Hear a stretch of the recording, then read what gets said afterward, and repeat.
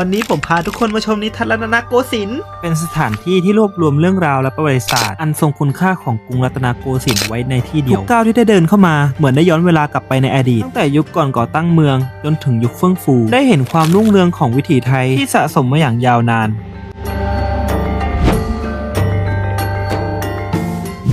ไม่ใช่แค่เรื่องราวในหน้าประวัติศาสตร์แต่ที่นี่ก็ยังมีการจัดแสดงศิลปะและวัฒนธรรมอันวิจิตรทั้งโขนทั้งวิถีชีวิตที่จำลองมาให้พวกเราได้สัมผัสอย่างใกล้ชิดครับ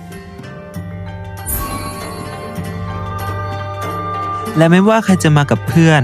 หรือมากับครอบครัวก็เพลิดเพลินได้ไม่เบาเลยนะครับเป็นการเดินทางผ่านกันเวลาที่ทั้งสนุกและได้ความรู้จริงๆใครมาแถวลาดดำเนินอย่าลืมแวะมากันนะครับ